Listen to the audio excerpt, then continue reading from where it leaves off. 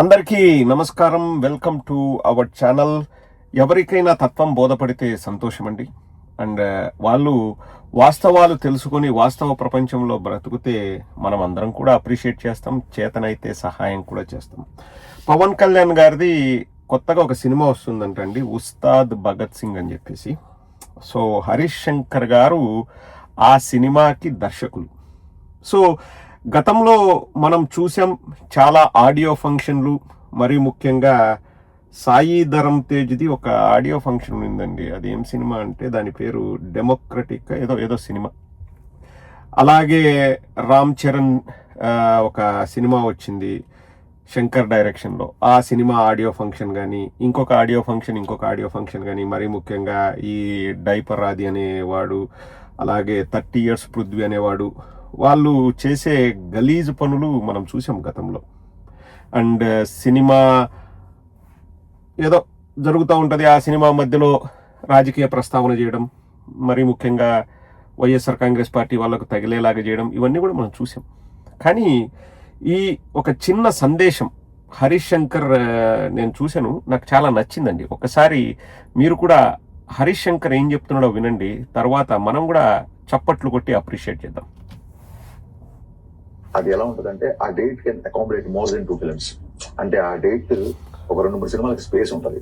దాంతో మేము ప్రొడ్యూసర్ చెప్పగానే ఈ ప్రెషర్, ఈ టెన్షన్ తీసుకోవడానికి మేము రెడీ అయిపోయాము. సో తమన్ 4:30 వరకు, మార్నింగ్ 4:30 వరకు పనిచేసి మళ్ళీ 9 o'clock స్టూడియోకి వచ్చాడు. అసలు ఎప్పుడు వెళ్ళాడు, ఎప్పుడు పడుకున్నాడు, ఎప్పుడు లేస్తున్నాడు కూడా తెలియలేదు. ఒక తమని కాదు, నేను మా టీము రౌండ్ ద క్లాక్ మేము బెస్ట్ ఆఫ్ ద క్వాలిటీ ఇవ్వడానికి పరిగెడతాం. అంటే నేను నా రిక్వెస్ట్ ఏంటంటే, నాట్ ఓన్లీ ఫ్యాన్స్, న్యూట్రల్స్ కి, సినిమా లవర్స్ కి అందరినీ నేను కోరుకునేది ఏంటంటే, ఈసారి సమ్మర్ ఒక పెద్ద తెలుగు సినిమాతో స్టార్ట్ చేస్తున్నాం కాబట్టి we all need your support. Best of the quality ఇచ్చే ప్రయత్నంలోనే నేను మా టీం అందరం ఉన్నాం. లేకపోతే ఈ సినిమా సంబంధించిన దాని ఏమంటారు అప్డేట్స్ కానీ, లేకపోతే మీ ఎక్సైట్మెంట్, ఇవన్నీ నేను చూస్తున్నాను.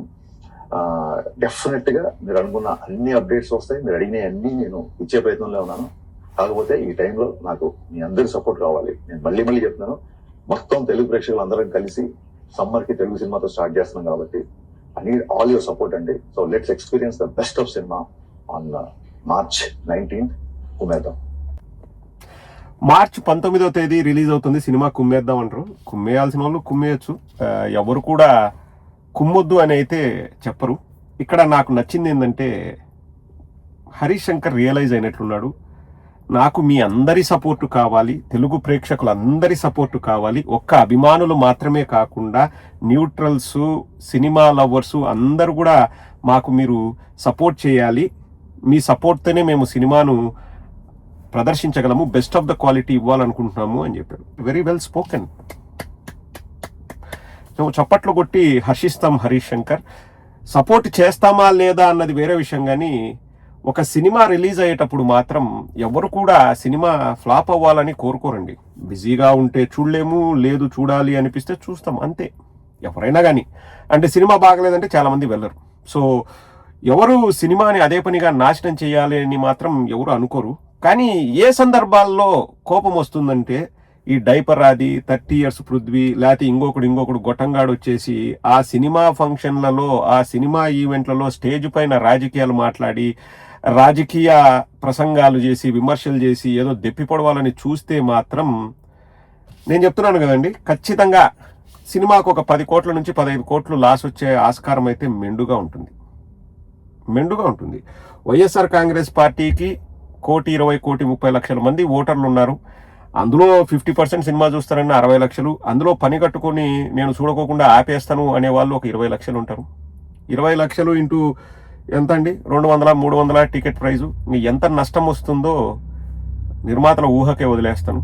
సో ఇవన్నీ లేకోకుండా మర్యాదగా సినిమాని సినిమాగా, రాజకీయాల్ని రాజకీయంగా చూస్తే ఏ సమస్య ఉండదండి. వైఎస్ఆర్ కాంగ్రెస్ పార్టీ వాళ్ళు ఏ రోజు కూడా వాడి సినిమా నాశనం అవ్వాలని కోరుకోరు, మాకు ఆ అవసరం కూడా లేదు.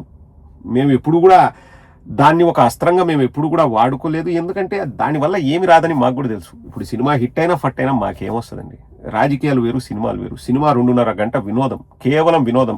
సినిమా చూసి నేను మారిపోయినా, సినిమా చూసి నేను అది చేసినా అనేవాడు ఓన్లీ ఒకరిద్దరు ఉంటారు. ఏది 5 కోట్ల మందిలో. బెస్ట్ ఎగ్జాంపుల్ అండి, నేను విమర్శించాలని చెప్పట్లేదు. ఒక సినిమా మహర్షి అని వచ్చింది, మహేష్ బాబుది. వీకెండ్ ఫార్మింగ్ అనే కాన్సెప్ట్తో వచ్చింది.